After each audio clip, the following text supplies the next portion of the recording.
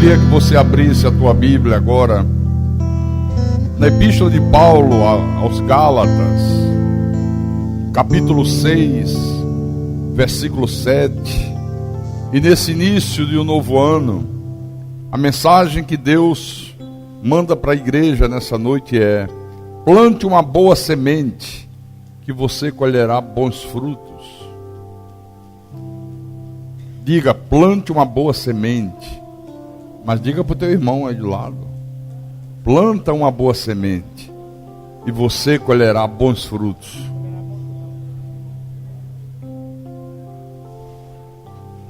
Todos acharam? Gálatas capítulo 6, versículo 7. Então diz assim o Espírito Santo: não vos enganeis, de Deus não se zomba, pois aquilo que o homem semear, isso também ceifará. Vamos orar ao nosso Deus, para que Ele fale profundamente ao nosso espírito nessa noite. Oremos ao Senhor Deus agora.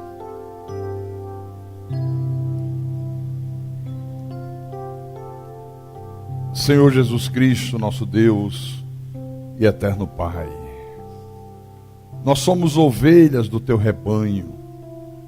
Nós precisamos ouvir a Tua voz, precisamos ser dirigidos por Ti, porque a ovelha, ela não tem senso de direção, ela precisa ser dirigida, ela precisa ser orientada, ela precisa ser guiada. Por isso que o Senhor é o bom pastor, e nós precisamos da Tua direção, precisamos do Teu consolo, do Teu abrigo, do Teu aconchego. E nessa noite nós queremos mais do que nunca ouvir a Tua voz. Estamos iniciando um novo ano, uma nova etapa de vida que o Senhor nos concede, e precisamos de direção, porque sem a Tua direção nós nos perdemos. Nós tropeçamos em muitas pedras, nós corremos risco de cairmos no abismo. Então fala conosco agora, fala com a Tua igreja, fala com o Teu povo, fala com os Teus pequeninos, Teus eleitos, fala com este homem, com esta mulher, com esta pessoa que veio aqui com aquele sentimento de temor no coração, aquele sentimento de gratidão por mais uma etapa de vida que se inicia para ela. É assim que eu me sinto a cada novo ano. Usa-me como Teu servo, como Teu pastor. Dá-me, ó Deus, a sabedoria que eu tanto necessito, a inspiração que só o Senhor é capaz de me dar, para que eu possa proclamar esta palavra, anunciá-la ao mundo com verdade, porque é o alimento da alma, é o alimento do Teu povo, são os pastos verdejantes. E que tudo que for falado aqui nessa noite, que seja para a Tua honra, para a Tua glória e para o Teu louvor. Eu te peço em nome de Jesus, e que todos que creem digam amém e amém. Diga graças a Deus. Então, uma granja, né? Se eu pudesse, sempre morava em sítio. Eu adoro morar no meio do mato. Não tem coisa melhor na vida. E durante o período que eu morei nesse sítio, eu curti bastante, porque eu gostava de plantação. Eu arranjei um moço que plantava. Eu digo, eu quero fazer uma horta só para a família, só para consumo. Um pouquinho de alface, um pouquinho de pepino, um pouquinho de pimentão, um pouquinho de quiabo, e o girimum, e não sei o que, não sei o que, não sei o que. E era uma bênção, era uma maravilha, sabe? Eu ia comprar as sementes para plantar nessas casas especializadas, né? E nessa ocasião, eu também, o moço que plantava disse assim: pastor, vamos aproveitar e plantar milho. Porque quando chegar a época do milho, o senhor vai ter milho em casa para fazer uma boa pamonha, uma boa canjica. E eu fui comprar as sementes. E o moço disse, olha, tem essas aqui, tipo assim, que custa R$ 5 cada pacote. E tem essas aqui que custa 15. Eu digo, por que tão diferente? Não, porque essas aqui que custam 15 são sementes selecionadas, são sementes que têm origem, elas já vêm tratadas, elas vêm com a proteção contra a praga. Então, dificilmente elas vão dar problema. Aí eu comprei da melhor, comprei da que custava mais caro. E foi um sucesso. Olha, se você tivesse a oportunidade de ter ido lá na minha casa, você ia ficar embevecido. Que horta bonita. Quando os pés de milhos começaram a crescer, olha, mas deu tanto milho, que quanto mais a gente dava para a família, dava para os vizinhos, dava para os amigos, mais milho tinha. Parece que não ia acabar nunca. Foi um sucesso. Aí no ano seguinte, eu volto para comprar o milho não, as sementes, e fui comigo um trabalhador lá do sítio. Aí quando a mesma coisa, o homem disse, essa aqui custa 5, essa aqui custa 15, esse pastor é tudo a mesma coisa. Isso é só esperteza. Pode comprar da mais barata que o senhor vai ver como vai dar o mesmo resultado. Não, o senhor gastou dinheiro à toa no ano que passou. Aí eu digo, tem certeza? É a mesma coisa, pode comprar. Aí eu comprei da mais barata. Sabe o que aconteceu? Um fracasso. Um fracasso. Os pimentões desse tamanho, quando nascia. Milhos, pés de milhos, nasceram os pés de milho. Só que não tinha espiga. Não deu milho. Quer dizer, uma colheita desastrosa. Por quê? Porque eu plantei na segunda vez uma péssima semente. Então, nesse texto que nós lemos aqui, nesse momento, você vê que Deus está nos advertindo sobre o perigo dos enganos. Porque às vezes nós nos enganamos, às vezes a gente se engana tentando fazer a coisa certa. Você está cheio de boas intenções, mas você comete um erro. Às vezes você se enganou numa posição que você tomou, numa ordem que você deu. Às vezes o engano veio num conselho que você transmitiu a alguém, num ensinamento que você passou adiante. E foi um engano, foi um erro. Mas tem também o engano proposital. Aquele engano que a pessoa sabe que é aquela coisa errada, sabe que não deve tomar aquela atitude, sabe que não deve ir por aquele caminho, mas ela fica se autoconvencendo que aquilo é bom, que aquilo é certo, que mesmo ela indo por aquele caminho, ela vai ter bom resultado. É aquilo que nós chamamos de auto-engano. O auto-engano. E por fim, tem aquele engano que é induzido pelos filhos do diabo. Você sabe que os mensageiros de Satanás, eles trabalham diuturnamente para induzir os filhos de Deus ao erro. Então, seja de que modo for, seja de que engano você esteja pensando, nós temos que tomar todo o cuidado do mundo, porque Deus está nos exortando, Deus está nos advertindo, não vos enganei. É como se Deus dissesse, eu quero que vocês andem nos meus caminhos de uma forma correta. Eu quero que vocês vivam a vida de vocês na minha verdade, sem se desviar para a direita, sem se desviar para a esquerda. Por isso, irmãos, por mais cuidado que nós tenhamos, para não incorrer em nenhum tipo de engano, o cuidado ainda é muito pouco. Por que por mais cuidado que eu tenha, ainda é pouco? Porque a plantação é opcional. Agora a colheita é obrigatória. Plantar é opcional. Você pode plantar uma boa semente, você pode escolher a má semente, você pode fazer como eu fiz, um dia escolher uma mais cara, no outro dia escolher a mais barata. Agora a colheita é obrigatória. Aquilo que você planta, você colhe. Então, pense bem antes de você plantar qualquer tipo de semente. Estamos iniciando um novo ano, 2014, uma nova etapa que Deus nos concede. E eu quero aproveitar o culto dessa noite para falar com vocês de atitudes que você deve tomar em todas as áreas da tua vida para que você tenha um 2014 bem sucedido.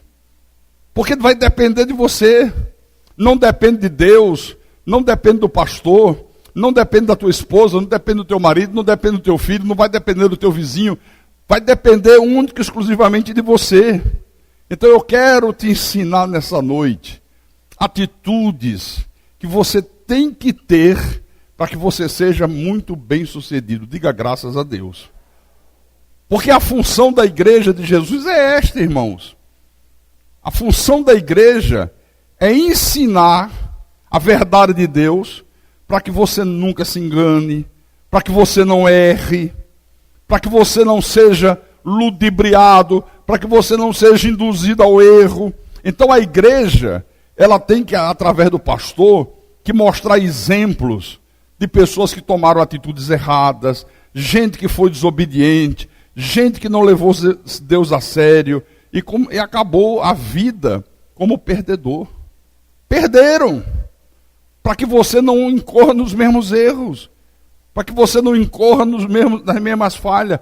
Mas ao mesmo tempo, nós temos que mostrar exemplos de gente que tomou atitudes corretas, gente que foi obediente, gente que plantou uma boa semente, teve uma boa colheita e terminou como vencedor. É isso que eu quero fazer nessa noite com vocês. Por favor, abra em Hebreus, capítulo 13. Hebreus capítulo 13, versículo 7.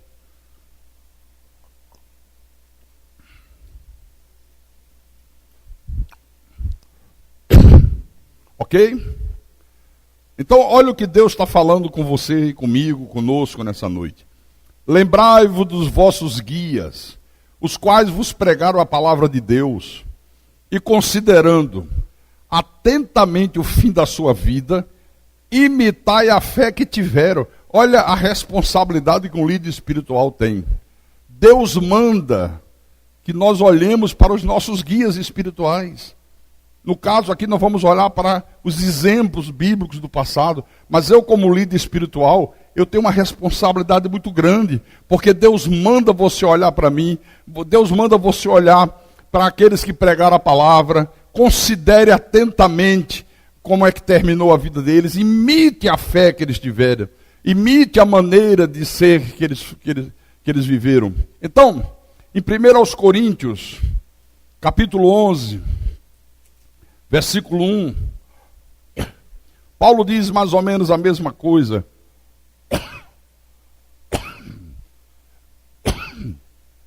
E até de uma maneira mais ousada. Ele diz, falando com a igreja, sede meus imitadores, como também eu sou de Cristo. Me imitem, como eu imito a Cristo, Paulo está dizendo aqui. Então, se nós imitarmos toda essa turma que a Bíblia mostra, que terminaram o fim dos seus dias como vencedores, nós vamos terminar o fim das nossas vidas como o quê? Como vencedores. Se você imitar aqueles que perderam, você vai terminar como perdedor. Por exemplo, Saul terminou como perdedor. Cara que foi desobediente ao extremo. Então nós não podemos, em hipótese alguma, incorrermos nos mesmos erros que Saul incorreu. Porque se você incorrer nos mesmos erros, você vai ter o mesmo fim que Saul teve. É isso que a Bíblia diz. Pastor, como é que Saul errou? Você vai ver agora. 1 de Samuel, capítulo 10. 1 de Samuel, capítulo 10.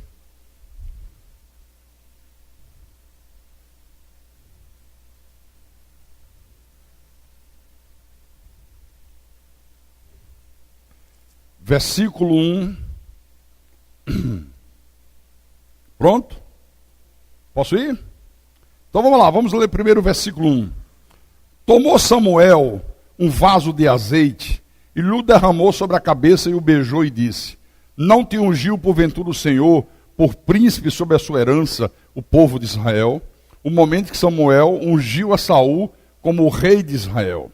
Agora, leia o versículo 8. Tu, porém, descerás adiante de mim a Gilgal, e eis que eu descerei a ti para sacrificar holocaustos e para apresentar ofertas pacíficas. 7 dias esperarás até que eu venha até contigo e te declare o que tu has de fazer. Então veja, Saul foi ungido rei de Israel, mas ele tinha uma liderança espiritual acima dele.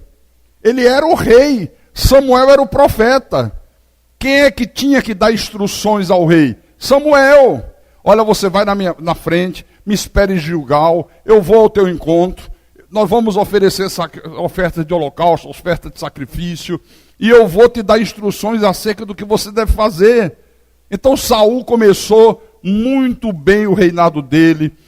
Depois você lê na sequência dos próximos capítulos, ele teve uma vitória retumbante contra os amonitas, tudo corria bem, tudo ia às mil maravilhas. Não tem horas que a gente vê gente indo, se dando bem, começa um mar de rosa e se de repente se transforma num mar de sangue? Quantas pessoas são assim? Quantas pessoas que começam muito bem, até quando tomam a decisão errada. Tá vendo? Disseram que era errado, mas eu tomei, olha como está dando certo. Aí lá na frente vem a tragédia, né? Foi o que aconteceu com Saul aqui. Começou muito bem. Aí chega uma hora que estava para haver uma guerra entre Israel e o exército filisteu. Aí quando Israel vê que o exército filisteu era um exército extremamente poderoso, extremamente numeroso, de um poderio terrível, a maioria dos soldados de Israel, olha, perna para que te quero, começaram a abandonar o exército, começaram a fugir, começaram a escapar, tentando cada um salvar a sua vida. Poucos ficaram com Saul, e os poucos que ficaram com Saul estavam todos com medo. O que aconteceu então? Saul começa a entrar em desespero. Ele disse: e agora? O que eu faço? Samuel, que é o profeta, não chega. Ele precisava estar aqui, ele precisava me orientar, ele precisava dizer o que eu tenho que fazer. Bom, já que ele não está chegando, já estamos no 7º dia, ele mandou esperar 7 dias, já se passaram 6, hoje já é o 7º dia, eu vou oferecer a Deus, eu vou celebrar um culto para apresentar ofertas de holocausto, oferta de sacrifícios a Deus. Foi o que esse homem fez, irmãos. Ele toma a decisão de fazer algo que não competia a ele fazer. Quer ver, ó? Vamos um pouco à frente. Capítulo 13. 1 Samuel, capítulo 13. Versículo 9 em diante. Esperou Saul 7 dias, segundo o prazo determinado por Samuel. Não vindo, porém, Samuel a Gilgal, o povo se foi espalhando dali. Então disse Saul: trazei-me aqui o holocausto e ofertas pacíficas. E ofereceu o holocausto. Mal acabara ele de oferecer o holocausto, eis que chega Samuel. Saul vai ao encontro de Samuel para o saudar, e Samuel perguntou: que fizeste? Olha, a saudação do profeta já mostrou que ele fez bobagem. Que fizeste? O que você fez, rapaz? O que você fez? Aí Saul respondeu: bom, vendo que o povo ia se espalhando daqui, o povo ia indo embora, todo mundo fugindo, todo mundo com medo, e que você não vinha dentro do prazo combinado, e que os filisteus já estavam se agrupando para a batalha, eu disse comigo mesmo: agora descerão os filisteus contra mim a Gilgal, e ainda não obtive a benevolência do Senhor, e forçado pelas circunstâncias, ofereci o holocausto. Então disse Samuel a Saul: procedestes neciamente em não guardar o mandamento que o Senhor teu Deus te ordenou, pois terias agora o Senhor confirmado o teu reino sobre Israel para sempre. Já agora não subsistirá o teu reino. O Senhor buscou para si um homem que lhe agrada, e já lhe ordenou que seja príncipe sobre o seu povo, porquanto não guardastes o que o Senhor te ordenou. Interessante isso aqui. Por que você fez isso? Por que você não obedeceu o que o homem de Deus determinou? Por que você não obedeceu o mandamento? Você não sabe que só quem pode celebrar cultos a Deus, só quem pode oferecer oferta de holocausto, sacrifício, é um sacerdote? Você é rei, você não é sacerdote. Como é que você se atreveu a fazer isso? Aí vem as desculpas, né? Não, sabe o que foi? Eu sei que não pode, eu sei que não devia, mas eu vi o povo se afastando, todo mundo fugindo, todo mundo com medo. Aí, forçado pelas circunstâncias, oferecia o holocausto.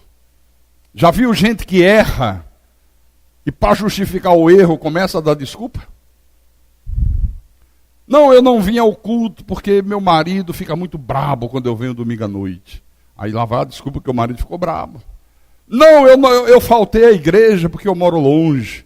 Não, foi forçado pelas circunstâncias. Não, eu não passei o ano novo na igreja com a família da fé, que é mais importante do que a nossa família de sangue, porque a pressão foi muito grande. Aí, forçado pelas circunstâncias, eu fiquei lá no meio da turma, eu fiquei lá no meio dos ímpios, quando deveria ter ficado no meio dos santos. Essa a desculpa que Saul começa a dar.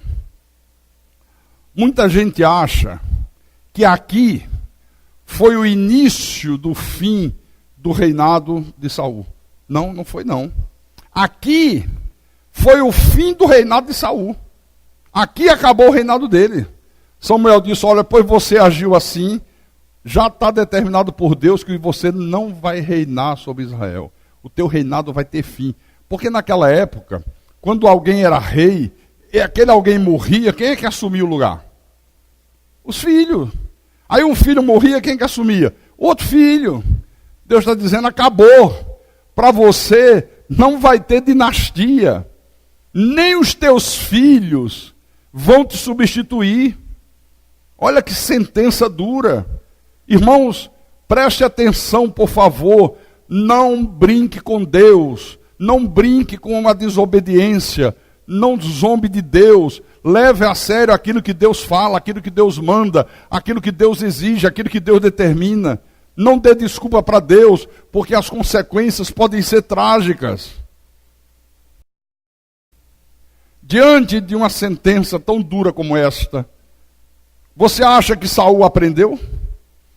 Você acha que agora ele vai dizer, puxa vida, deixa eu ver se eu conserto o negócio, deixa eu ver se agora eu levando Deus a sério, pode ser que Deus mude ideia, pode ser que agora eu levando a sério o profeta Samuel, dando ouvido ao profeta, Deus muda essa sentença. Vamos ver? Capítulo 15. Vamos ver se esse homem tomou juízo.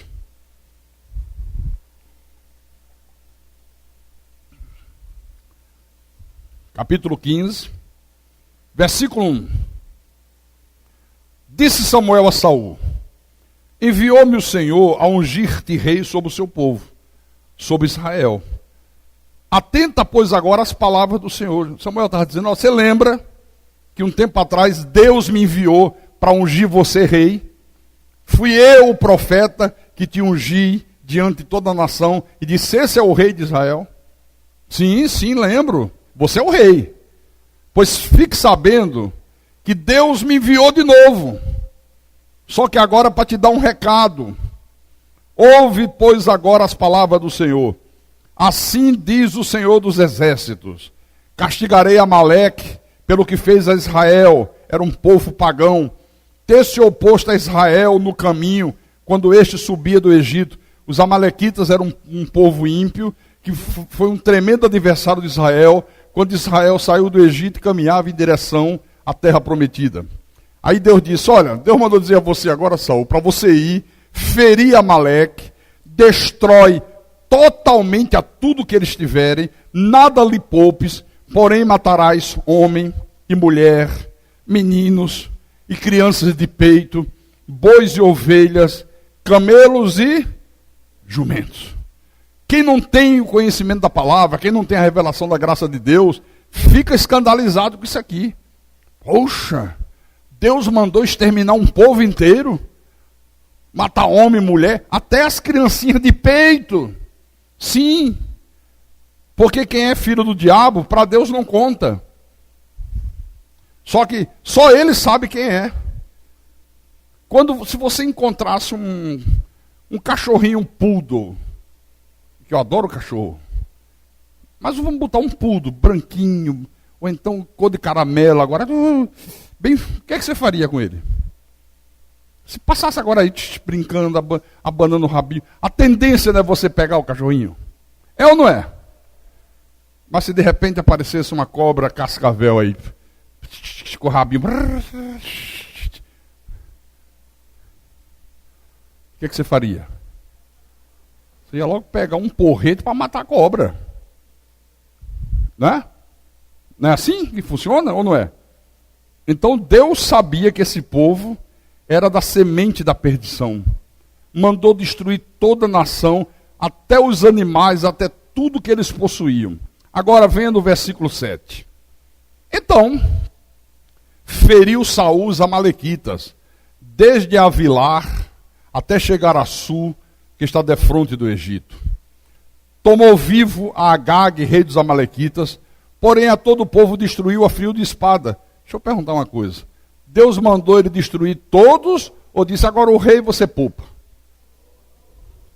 Todos. Já percebeu o que ele fez aqui? Não, o rei é rei. Não vou matar o rei. Devia ser um sujeito já velhinho, cabelos brancos, né? Idoso. Saul disse, não. O resto eu mato, agora o rei eu não vou matar. O resto ele destruiu a espada. Versículo 9. E Saul e o povo pouparam Agag, e o melhor das ovelhas e dos bois, e os animais gordos, e os cordeiros, e o melhor que havia, e não o quiseram destruir totalmente. Porém, toda coisa vil e desprezível destruíram. A ordem de Deus foi clara.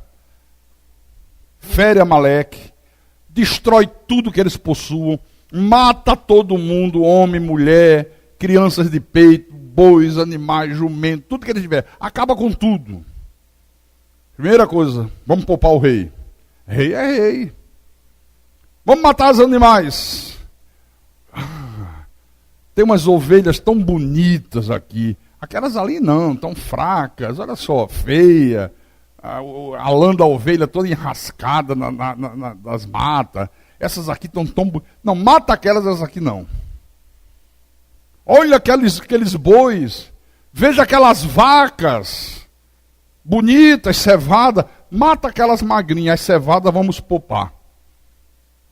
Foi isso que esse homem fez. Irmãos, a igreja de Jesus hoje está cheia de Saús. Isso em toda a face da terra. Gente que desobedece, gente que não respeita pastor, gente que faz o errado e está sempre apresentando desculpas esfarrapadas, gente que mente, gente que dissimula, gente que Deus usa o pastor 500 milhões de vezes para falar a mesma coisa e entra por um ouvido e sai pelo outro. O pastor também perturba muito. Ele todo culto ele fala que não devemos faltar cultos, que devemos congregar, que é mandamento de Deus. Ele fala que nós devemos ler a Bíblia, orar, guardar o dia do Senhor. Mas também não é bem assim como o pastor está falando.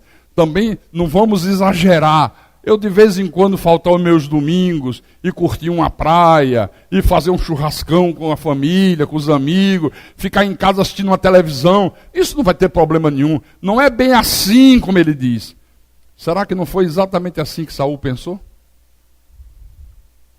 Não vai ter problema. E essas ovelhas gordas, e esses bois gordos, cevados, vamos levar e oferecer como sacrifício a Deus, como oferta para Deus.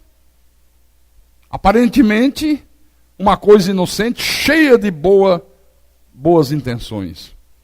Mas há um ditado popular que diz, de boas intenções o inferno está cheio. Deus não quer saber de boas intenções, irmão. Deus quer saber de obediência. Agora leia do versículo 10 em diante.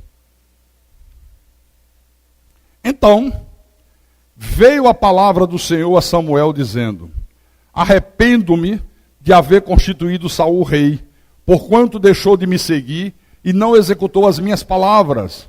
Então Samuel se contristou e toda a noite clamou ao Senhor. Madrugou Samuel para encontrar Saul pela manhã e anunciou-se aquele. Já chegou Saul ao Carmelo e eis que levantou para si um monumento e dando volta passou e desceu a Gilgal. Veio, pois, Samuel a Saul, e este lhe disse: Bendito sejas tu do Senhor, executei as palavras do Senhor. Ó Samuel, bendito seja tu do Senhor, tu és profeta de Deus, tu és homem de Deus, tu és mensageiro do Altíssimo. Quero te dizer que eu executei o que Deus mandou através de você eu fazer. Se tem cinismo maior do que esse, eu não sei. Mas que é de um cinismo impressionante, né? Executei as palavras do Senhor. Eu executei. Versículo 14. Então disse Samuel: Que balido, pois, de ovelhas é este nos meus ouvidos, e o mugido de bois que eu ouço? Você vê, a mentira tem pernas curtas, né? Pessoa que mente, que dissimula, que engana, tem uma hora que ela esquece o rabo de fora. Aí alguém vem e pisa. Você executou? Executei. Quando ele acabou de dizer isso, as ovelhas, bé. Samuel, que é isso? Aí os bois, Saul é mentiroso, né? Ué, que balido de ovelha é esse que eu estou ouvindo? E esse mugido de bois que eu ouço? Que é isso aí, rapaz? Continuando, versículo 15.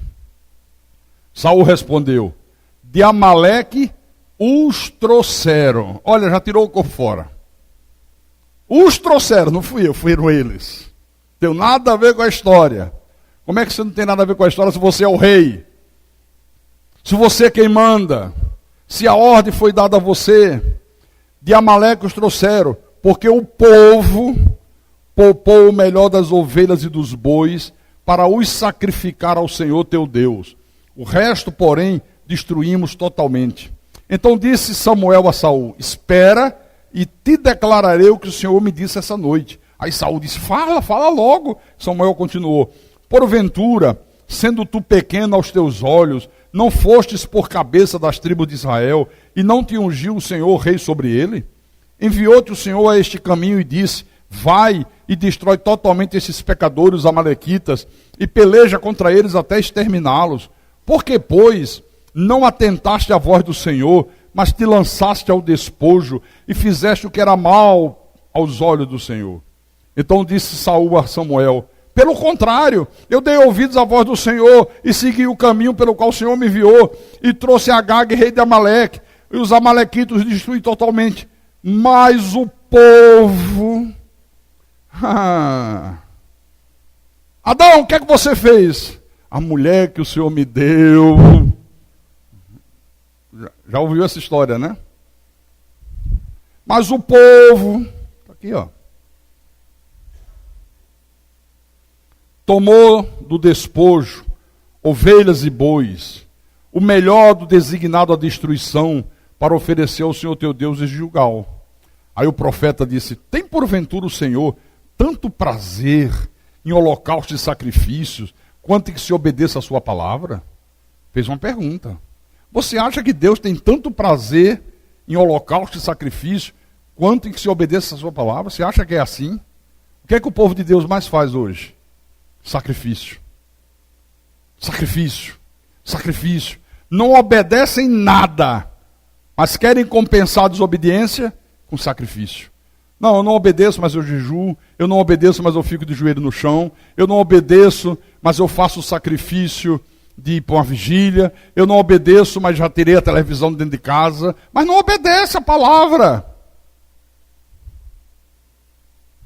Aí Samuel diz: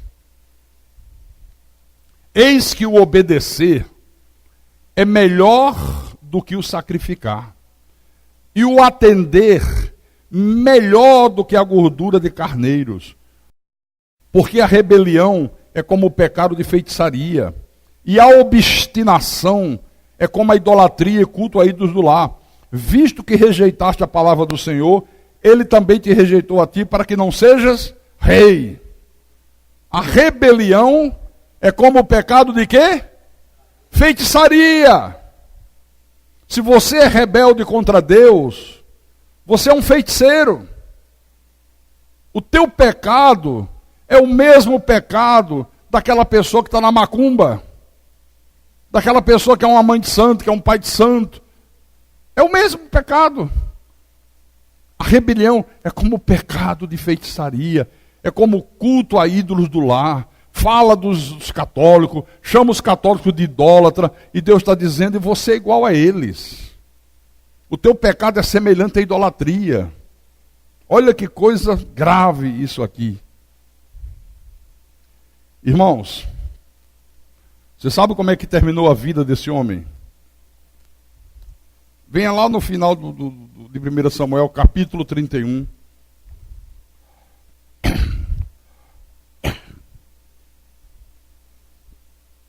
Capítulo 31. Versículo 1 e 2.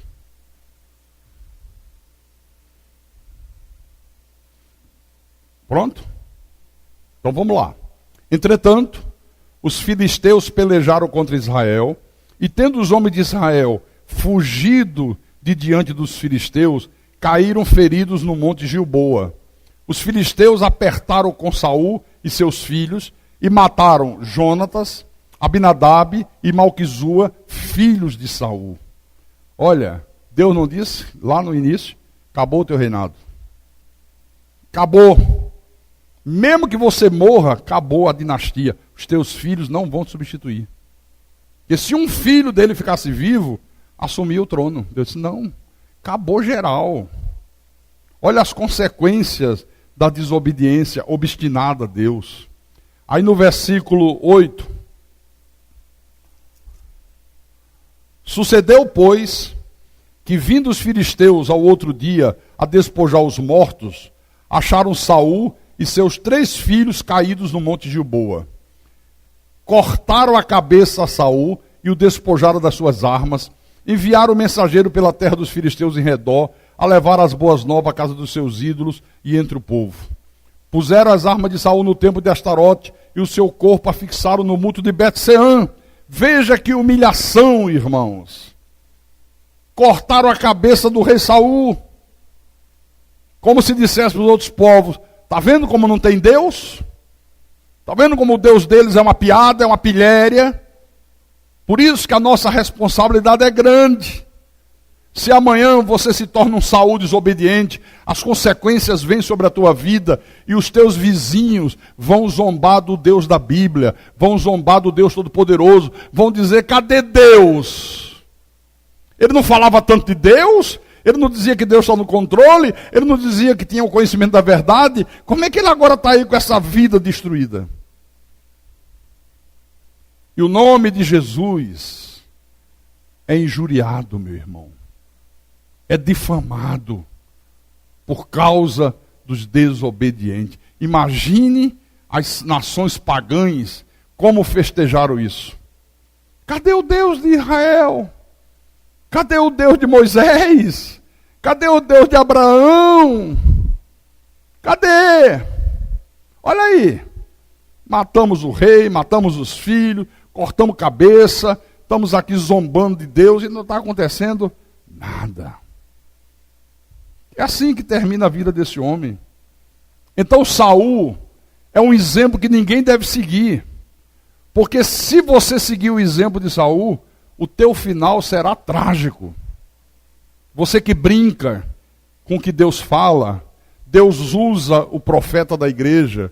O profeta da igreja está no altar, está no púlpito, está falando, Deus está inspirando, Deus está orientando, Deus está exortando, Deus está dizendo, olha, o caminho é esse, a maneira correta é essa, faça isso, não faça aquilo, não falte cultos, faça seminário, leia a Bíblia, ore, tenha uma vida de santidade, seja um bom marido, seja uma boa esposa, seja um bom filho, seja um bom cristão, seja um bom cidadão, está falando, guarde o dia do Senhor, não profane o santo dia do Senhor. E não tem gente que não dá a mínima, já notou isso? Já observaram isso? Tem gente, ó.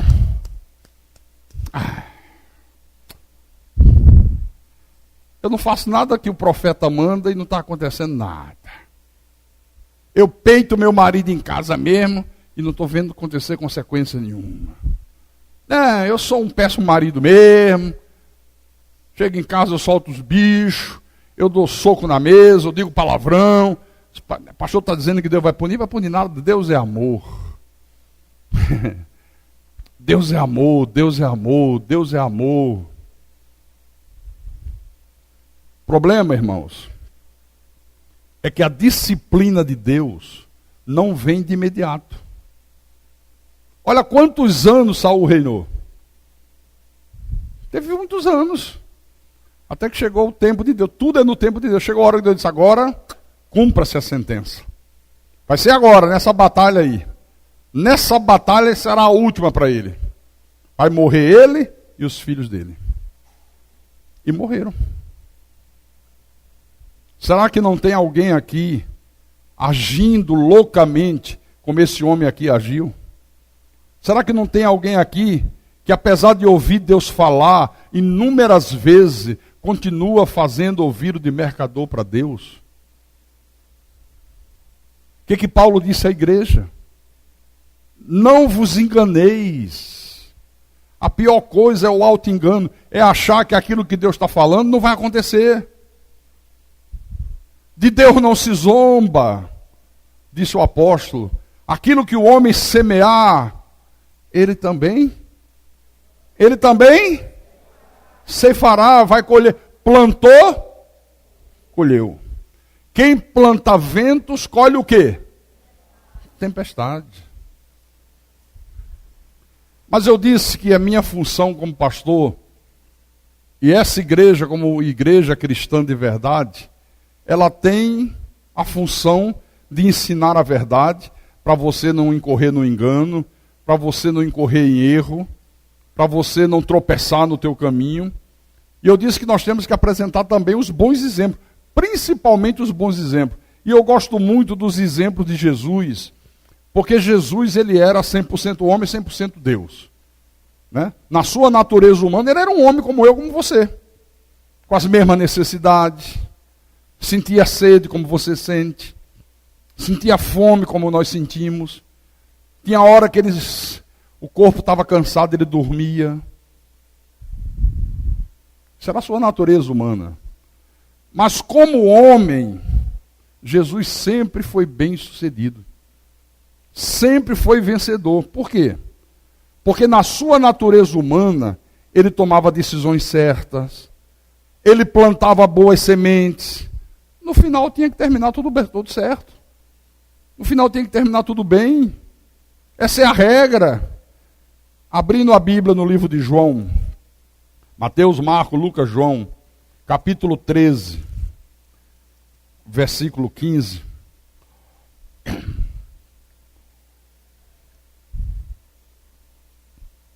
Veja o que Jesus disse.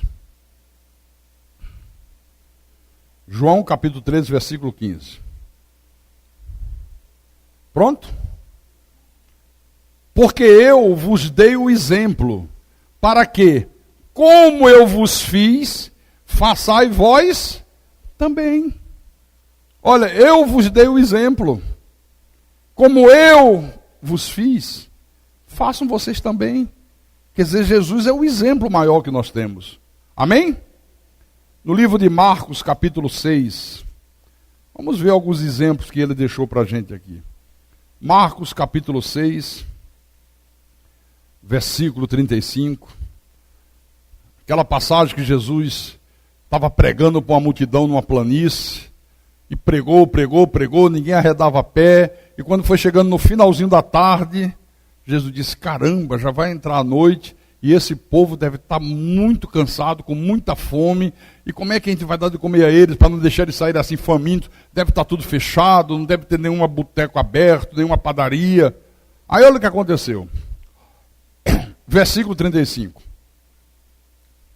Em declinando a tarde, vieram os discípulos a Jesus e lhe disseram, é deserto este lugar e já avançada a hora. Para um pouquinho aí. Qual é o primeiro exemplo que Jesus nos dá aqui? Só nesse versículo já tem um exemplo. Hã?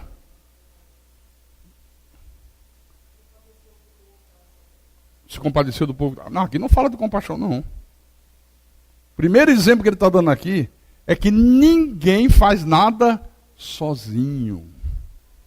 Vieram quem? Os discípulos. Quer dizer que Jesus tinha uma equipe. Interessante. Você lembra lá no Velho Testamento, quando houve a necessidade de se construir aquela grande arca, quem foi que Deus escolheu para realizar aquela missão tão difícil? Noé e quem mais? E a sua família. Quer dizer que foi um trabalho de equipe. Olha, irmãos, a igreja tem que ser uma equipe. Nós temos que viver a nossa vida de igreja como uma equipe. Tem gente que não quer viver em equipe. Vive isolado. Totalmente isolado. Não se engaja nos projetos da igreja. Não participa dos eventos que a igreja promove. Irmãos, nós tivemos, antes de ontem, o culto de passagem de ano. Eu estava aqui. Minha família, minha mulher, meus filhos estavam em Natal. Porque vocês são minha família espiritual. Eu podia pedir para o pastor Egos fazer. Qual era o problema? Não, deixa eu ficar em casa, junto da minha mulher e dos meus filhos. Mas eu não faço isso. Eu digo, não, eu tenho que estar junto com a minha família espiritual também. Estive aqui. Estou aqui. Você perceberam quantos irmãos da nossa igreja não vieram ficar conosco? Gente que não sabe viver em equipe. Não participa, sabe, dos movimentos espirituais. É gente que deve achar que quando chegar no céu, deve ter um lugarzinho reservado só para ele. O resto fica ali. Não, aqui é o meu lugar, só eu. Eu sou do bloco do eu sozinho. Não pode, irmãos. Não pode. Os discípulos trabalhavam em equipe. Olha, se você quer ser um vencedor, estabeleça como meta de vida esse conceito aqui, ó, na sua família. Família tem que trabalhar em equipe. Pai, mãe, filhos, todo mundo unido, todo mundo junto, todo mundo visando o mesmo alvo, os mesmos interesses. Viva esse conceito aqui nos teus negócios. Você tem um comércio, tem uma pequena empresa, trabalhe em equipe. Ninguém faz nada sozinho. Ninguém pode vencer sozinho. É impossível. Então a igreja, ela é um projeto de Deus, irmãos. E cada um de nós tem que ter uma participação efetiva nesse projeto. Por isso eu não me canso de dizer que essa maldita teologia da prosperidade é uma coisa diabólica. Completamente diabólica. Ontem nós estávamos conversando enquanto gravávamos ontem, enquanto você estava em casa, fui dormir de madrugada, acordou cansado, nós também. Mas ontem nós tínhamos um compromisso, ou a gente gravava ontem, ou não ia ter programa hoje na rádio. Eu, pastor Érigles, André e Rodrigo, nós 4. 5 horas da tarde nos reunimos aqui. Saímos daqui, eles saíram daqui quase 10 horas da noite. Eu digo, não, vamos parar, porque um olhava para a cara do outro assim, parecia um zumbi. Cansado. Verdade. Você pensa que a vida de pastor é fácil? Você pensa que fazer a obra de Deus é mole? Não, não é mole não. De jeito nenhum. Então, essa maldita teologia da prosperidade, que eu ia dizer, agora que eu falei ontem com eles ali no nosso gabinete, o que ela diz? Que todos que são filhos de Deus têm que viver uma vida de riqueza, de abundância. Não, se você é filho de Deus, você tem que ter direito ao melhor dessa terra, comer a melhor comida, beber a melhor bebida, vestir a melhor roupa, morar na melhor casa, ter o melhor automóvel. Não é isso que a teologia da prosperidade diz? É ou não é? Em outras palavras, o que é que eles dizem? Todos têm que ser ricos. O desejo de Deus é que todo mundo seja rico. Eu disse ontem para eles, se todos os seres humanos fossem ricos, vocês vão ouvir no rádio, vamos imaginar que Deus desse a cada habitante do planeta Terra 100 milhões de dólares. Igualmente, para cada... é dinheiro que não acaba nunca. 100 milhões de dólares. Como é que você acha que seria o mundo? Melhor ou pior? Pior? Que isso, irmão? Todo mundo rico. Hã?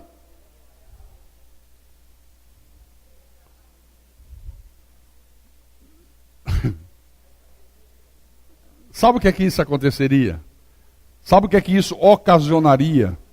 Irmão Geraldo, destruiria toda a humanidade. Acabava a humanidade. Acabava. Por quê, pastor? Raciocínio. Se o lixeiro, o gari, fosse rico, ganhasse 100 milhões de dólares, ele ia apanhar lixo? Não? Já ia acumular lixo para tudo quanto é lugar. Aquele açougueiro, lá do açougue do teu bairro, da tua esquina, onde você compra a tua carne, a picanha, a maminha, se ele fosse rico, milionário, ele ia ser açougueiro e ia vender carne? Não.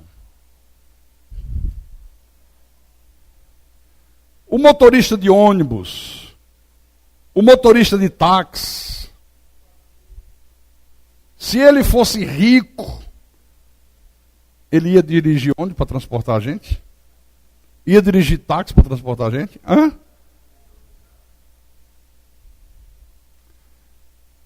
Se aquele agricultor que planta o feijão, o arroz, que faz a horta das verduras, se ele se tornasse um homem rico, dono de uma fortuna de 100 milhões de dólares, ele ia ficar na roça, roçando, plantando arroz, feijão, tomate, girimum, machisque, ia?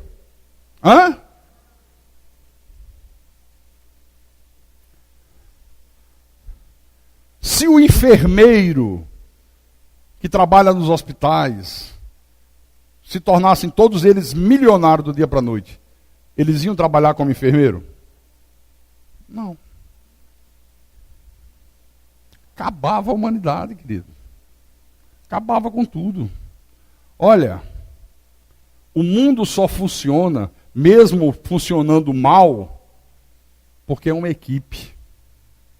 O mundo é uma equipe. Cada um tem a sua função. Cada um tem a sua função. A igreja é uma equipe. Diga glórias a Deus. Versículo 36.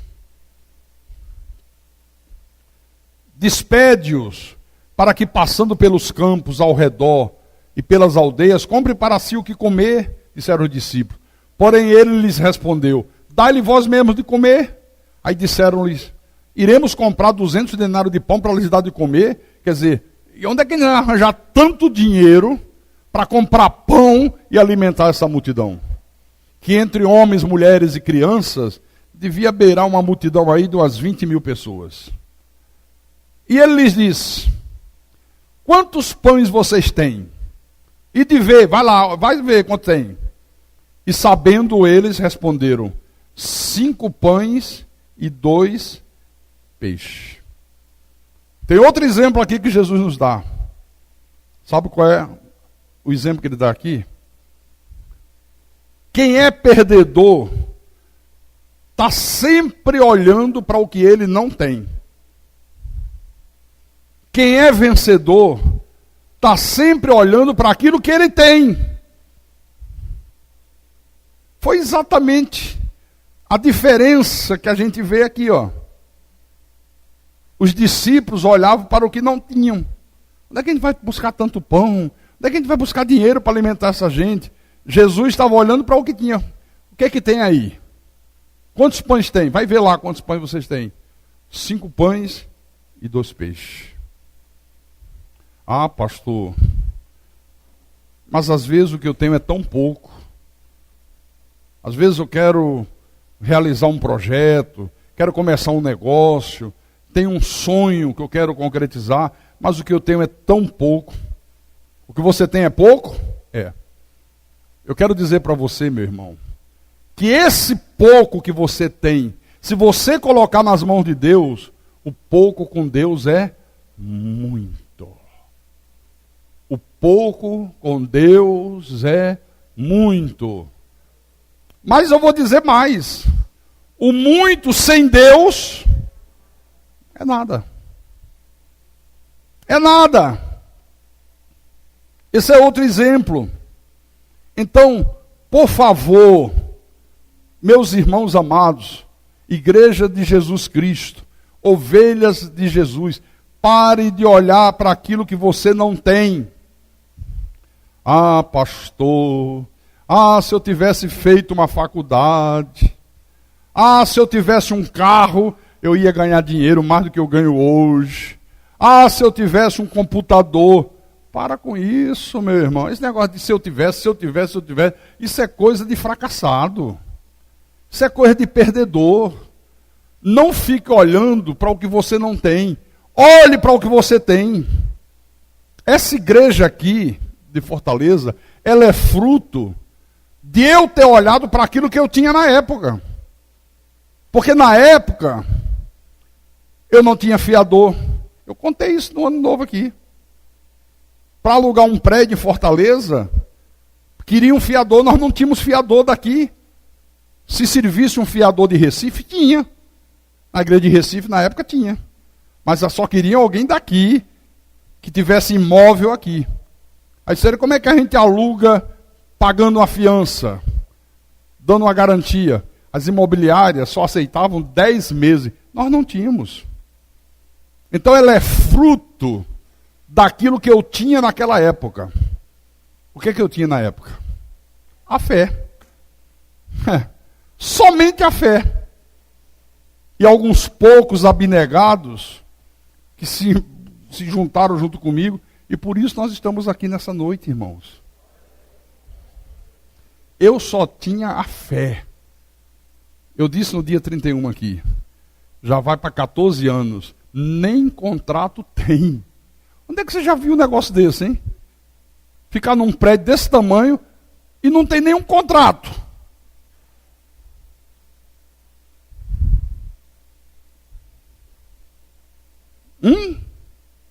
Eu falei uns poucos abnegados, né? Isso aqui era um lixo. Isso aqui era uma pocilga. Sabe quem foi que ajeitou no início para que a gente pudesse inaugurar com um mínimo de dignidade? Alguns irmãos de Recife que vieram para cá.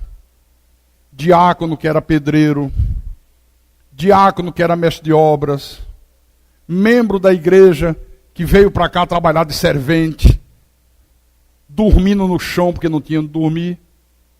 Um trabalho danado. Quantas vezes eu cheguei aqui, 11 horas da noite, eu digo, gente, vocês ainda estão trabalhando? Estamos, pastor, porque a gente tem que aproveitar o tempo. E levanta a parede, e reboca, e faz isso, e pinta, e rala. Pá. Levamos quase 3 meses para poder inaugurar. Não é isso que você está vendo hoje não, viu? Não tínhamos dinheiro para contratar pedreiro. Mas a turma veio. Foram os poucos abnegados, irmão Geraldo, que tornaram possível isso aqui. Ah, pastor, se eu estudasse num colégio particular, a coisa seria diferente. Ah, você estuda num colégio público, é? Estudo, pastor. Não tem problema. Olha, estuda no colégio público, dê o melhor de si e Deus vai te honrar em nome de Jesus Cristo. Dê o melhor de si, que Deus vai te honrar, querido. Você sabe o que é que a palavra diz? Abra em Mateus, capítulo 25.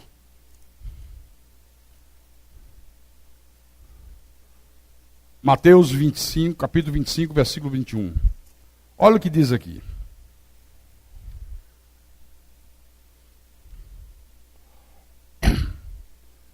Encontraram? Então vou ler, hein? Disse-lhe o Senhor: muito bem, servo bom e fiel. Foste fiel no pouco, sobre o muito te colocarei. Entra no gozo do teu Senhor. É assim que Deus faz. Seja fiel no pouco. Deus diz: se você for fiel no pouco, sobre o muito eu te colocarei. Seja fiel no pouco. Olhe para o que você tem. Não olhe para o que você não tem. Diga que eu tenho isso aqui. Mas isso aqui eu vou colocar nas mãos de Deus. E nas mãos de Deus se multiplica. Diga glória a Deus. Volte em Marcos. Vamos voltar lá bem rápido. Marcos 6. Vamos ler o versículo 39 e o 40 agora. Depois que informaram a Jesus que tinham só 5 pães e 2 peixes, e uma multidão de quase 20.000 pessoas. Então Jesus lhes ordenou que todos se assentassem em grupos sobre a relva verde. E o fizeram, repartindo-se em grupos de 100 em 100 e de 50 em 50. Segura um pouco aí. Outro exemplo.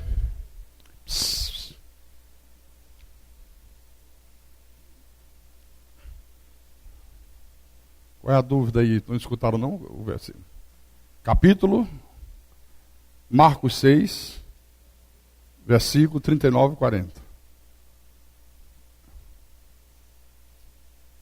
Pode procurar, irmã. Capítulo 6. É o texto que nós estávamos antes.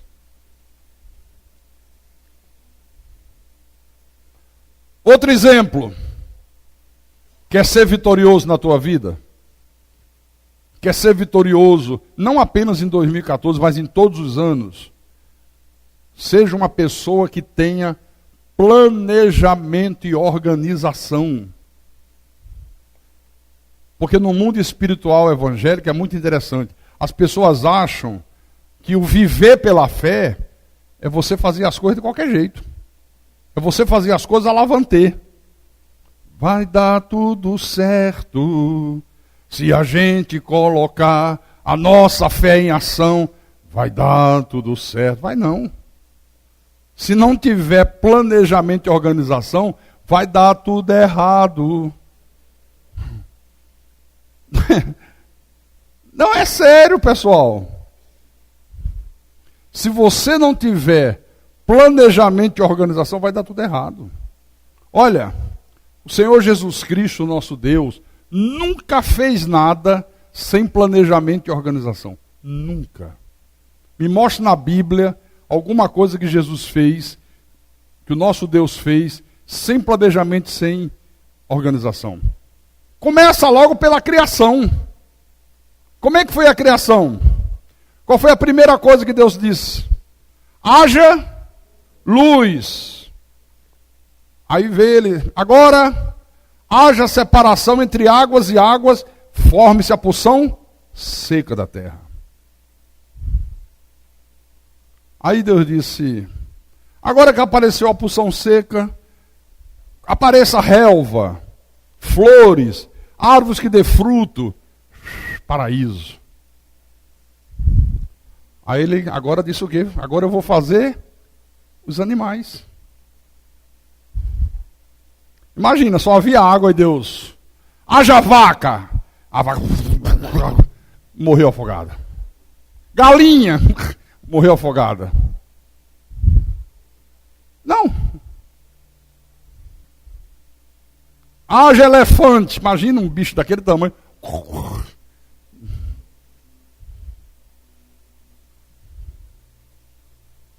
Não haveria vida, irmãos.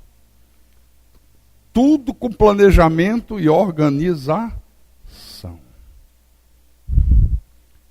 Haja luz, haja separação entre águas e água, forme-se a porção seca, haja os animais. Iam comer o quê? Barro, é? Olha como Deus faz tudo com planejamento e com organização. O povo de Deus quer fazer tudo de qualquer maneira, irmão. Diz que é pela fé. Aí compra o que não precisa. Se endivida. O sujeito estoura o cartão de crédito, detona o cheque especial. Aí daqui a pouco está com o nome no SPC Serasa e começa a reclamar de Deus. Ah, não entendo, eu não falto os cultos, eu oro, eu louvo, eu não entendo porque que eu estou nessa situação, meu nome está sujo, perdi meu cartão de crédito, o banco tomou meu cheque especial, estou com o nome no SPC do Serasa. Às vezes compra só para se exibir para terceiros, e terceiro não está nem aí para você, querido. É porque os irmãos de Recife me deram de presente um iPhone 5. Porque se dependesse de eu comprar, eu ainda estaria. Aliás, os meus ainda estão comigo, aqueles meus velhinhos. Estão lá, pode subir lá em cima. Subir lá em cima?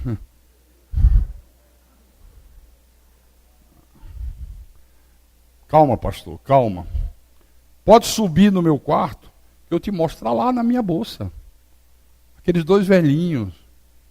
Mas os irmãos de Recife me deram iPhone, irmão Ripardo me deu um Android. Aí eu tenho que honrar os irmãos e usar, não vou jogar fora, não vou dar o que me deram, com tanto amor, com tanto carinho. Mas para mim, um celular pebinha resolve. Eu só preciso que ele faça duas coisas. Importantíssima. Ligue e receba a chamada. Para mim resolve.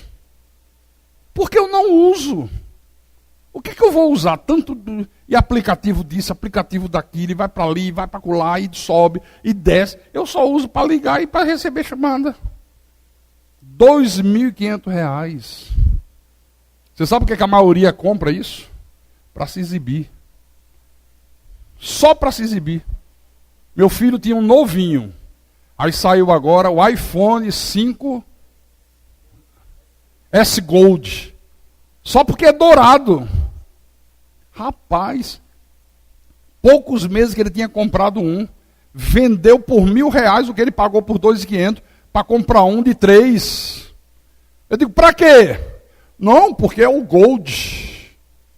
Não é o Gold não. É que você quer sair com essa porcaria aqui e botar na mão e ficar assim, ó. Igual um babaca. Tem gente que tem vocação para ser babaca, né, rapaz?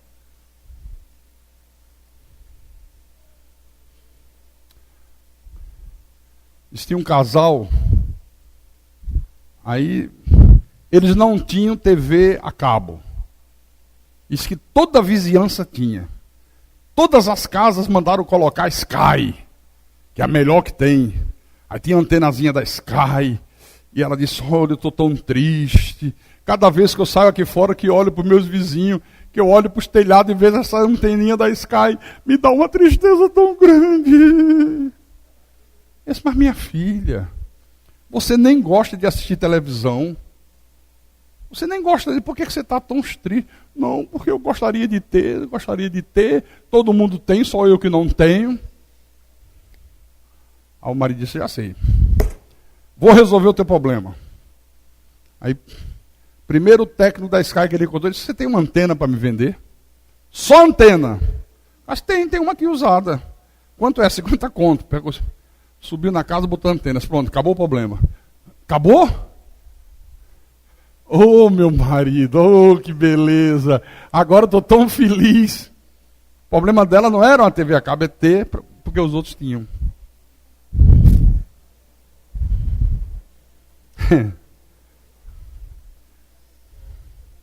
Misericórdia, é?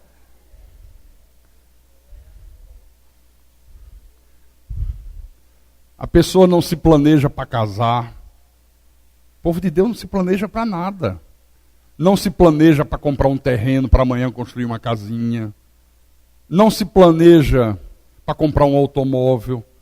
Não se planeja para fazer poupança, para economizar. O povo de Deus não sabe nem economizar. Você sabe qual é a melhor época do ano para se fazer compras? Janeiro e fevereiro. Dia 24 de dezembro. Não foi dia 25, não, foi dia 24. Quem assistiu telejornais, os telejornais da Globo, viu isso. No dia 24, as lojas já estavam vendendo, o que vendeu até o dia 23, com 70% de desconto. A mulher disse, mas ontem eu paguei R$900 nesse tablet, hoje está por 350.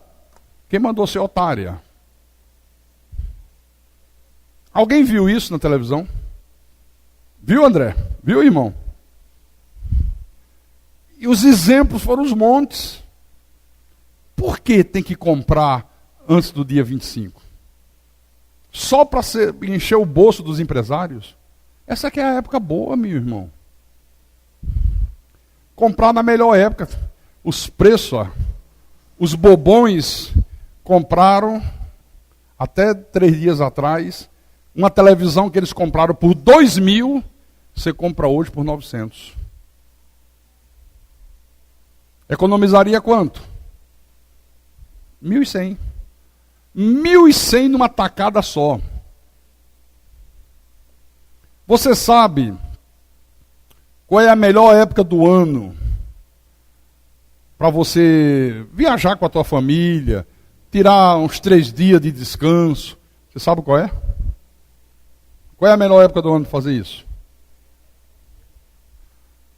Na baixa estação. Alta estação são os meses de férias. Julho, alta estação. Você vai para um hotel, a diária, R$500. Passou as férias, as promoções chovem. Eu recebo no meu e-mail, 1.001 e-mail oferecendo diárias por R$110. Era 500. Né, Ripardo? Ripardo aproveitou ainda há pouco, pegou uma promoçãozinha boa que eu ensinei para ele. É a melhor época. Por que eu vou tirar para descansar e passear justamente na época de férias?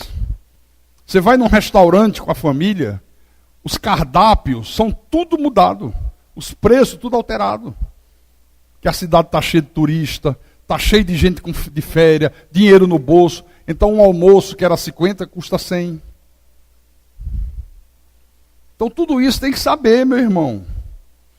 Então as pessoas não fazem nada disso, elas não têm planejamento, elas não têm organização e depois reclamam de Deus, né? Agora para a gente começar a terminar a mensagem, versículo 41.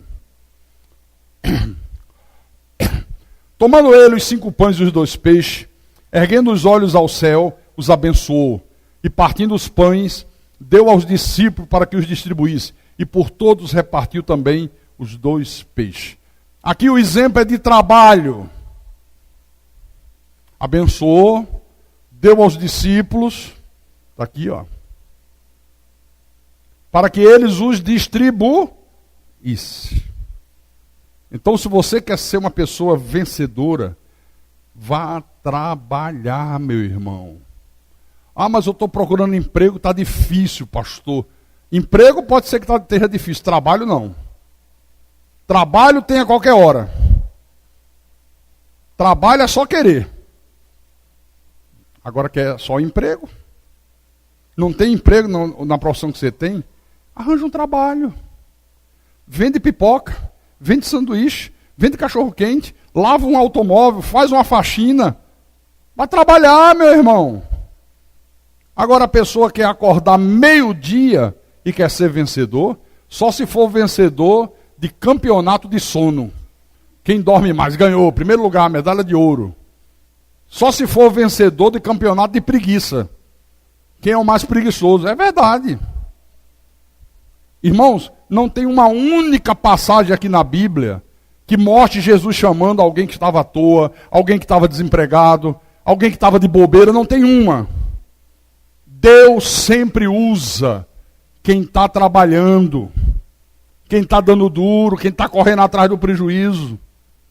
Então, se você quer ser vencedor, trabalhe, se esforce, estude, se especialize, vai no Sebrae, tem cursos no Sebrae de graça. Vai fazer um curso no Sebrae, vai aprender. Estude informática, pelo menos o básico. Hoje até para você ser um gari, você tem que saber mexer no computador. Espera lá, pastor, gari tem que mexer? Tem. Para você trabalhar de empregada doméstica, você tem que saber mexer em computador. Que hoje os patrões exigem. Minha filha, olha, abre o meu e-mail ali, responde os meus e-mails para mim. Está aqui, ó, já li, que é só que você faça para não perder tempo ali. Tem que mexer. Aí não quer trabalhar, não quer se especializar, não quer fazer nada, como é que vai ser vencedor? Versículo 42. Todos comeram e se fartaram. Olha, essa fartura de Deus só vem para aqueles que seguem esses princípios que eu acabei de falar para vocês aqui. Comeram que se fartaram. Se fartar não é fazer um prato desse tamanho, dessa altura, não. Isso aí chama-se gula. Você come não pela fome que tem, pelo tamanho do olho. Não, mas é verdade. Você quer ver uma coisa? O cara almoça, come sobremesa, aí diz assim, olha, acabou tudo. Não, estou satisfeito. Satisfeito, né? Satisfeito. Agora diga assim, rapaz, sobrou comida e sobremesa pra caramba. Diz que está ali, quem quiser aproveitar, aproveita de graça. Não, tem espaço, tem espaço. Eu ainda aguento comer 2 vezes. Às vezes eu fico observando ali, fico até com vergonha. Quando tem convidado na igreja, então visitando, eu digo, meu Deus, domingo. Tem irmão que bota mais. Eu vou até orientar as irmãs, não faça isso, você está fazendo mal para eles. Aí o cara bota o prato dessa, sai assim, ó. Eu digo, meu Jesus amado.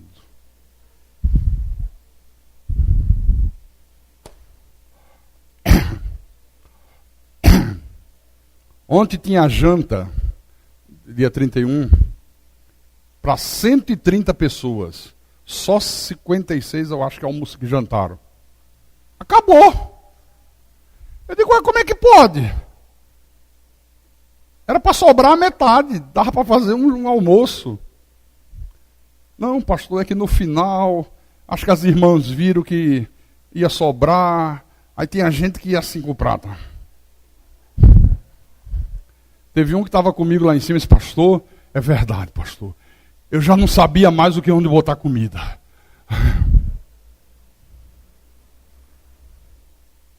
Isso não é se fartar. Isso é gula.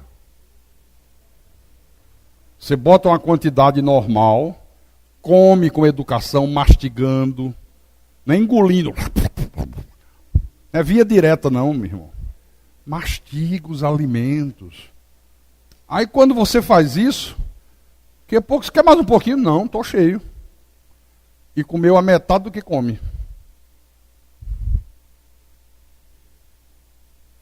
Né? Então, comer o que se fartaram. Comer que se fartar é isso que eu estou dizendo. Você comer, estou satisfeito. Não é a quantidade, é o que satisfaz, me satisfez. Aí, todo mundo satisfeito. Quer dizer que com Deus tudo dá certo, né? Com Deus tudo prospera. Com Deus tudo é bem sucedido, irmãos. E no versículo 43, e ainda recolheram 12 cestos, cheios de pedaços de pão e de peixe. Esse é o último exemplo que eu quero dar para vocês. Olha, quer ser vencedor? Seja uma pessoa que não desperdiça nada. Não desperdiçar é um princípio de quem quer ser vencedor. Não desperdice nada. Nada. Para que ficar meia hora seguida embaixo do chuveiro tomando banho? Não, me respondam para quê? Eu tenho uma filha, Renata, e um filho, Renan, que são assim. Quando a gente vê... Ops! Bora, sai fora, meu irmão! Se deixar ficar uma hora embaixo do chuveiro... isso é desperdício. Está desperdiçando água, isso é caro. Para que isso? Você está no teu quarto, de noite, aí, não, deixa eu ir um pouquinho para a sala. Desliga a televisão do quarto, apaga a luz. Tem gente que não. Está no quarto, televisão ligada, vou na sala, deixa do quarto ligado, a luz ligada, vai para a sala. Daqui a pouco vai para a cozinha, liga a luz da cozinha. Daqui a pouco está todas as luzes da casa acesas. Aí quando vem a conta de luz, meu Deus, como é que eu vou pagar isso? Desperdício.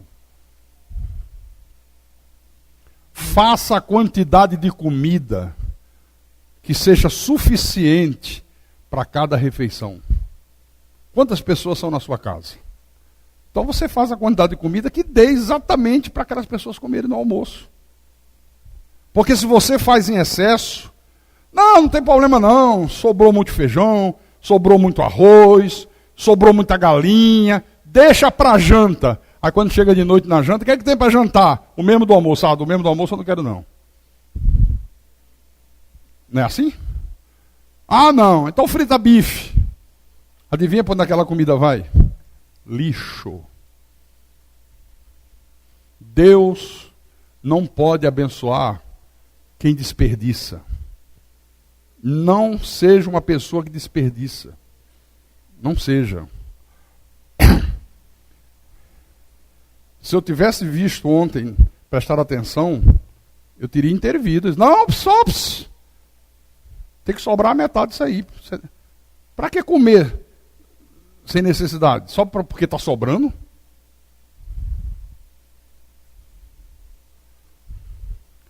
Todo mundo comeu, satisfeito. Aqueles peixes dava para quantos almoços, Bosco? 100. No mínimo 100.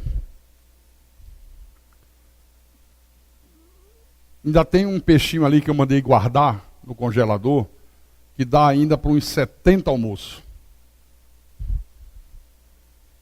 Sem fritar, tá lá. Eu digo, não, pode separar isso aqui que vai dar demais. Tá vendo? Se tivesse colocado, tinha desperdiçado do mesmo jeito. Deus não abençoa desperdício, irmão. Amém?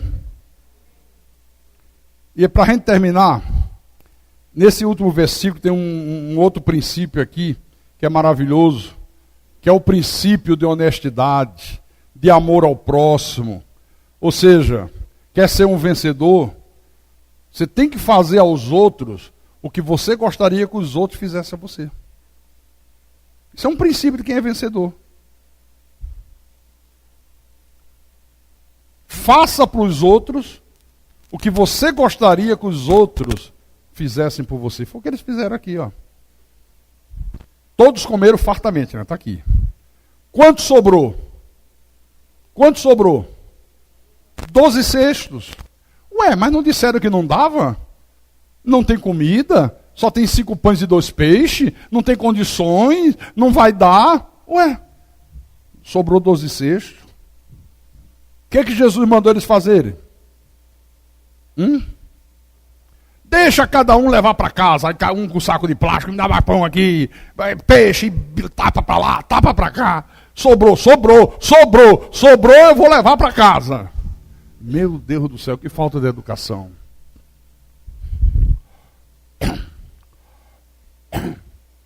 Jesus disse, junta tudo. Seja honesto. Sobrou.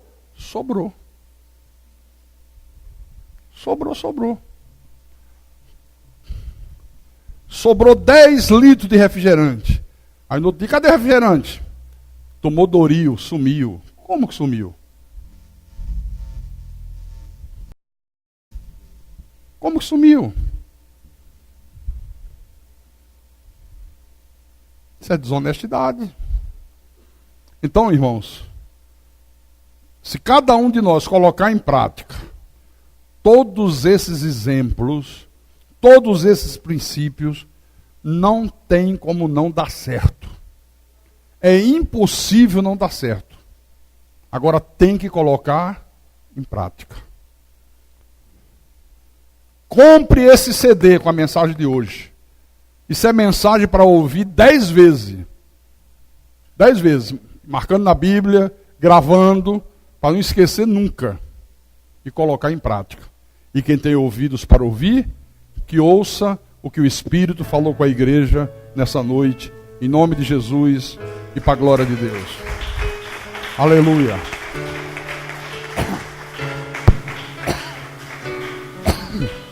Fique de pé.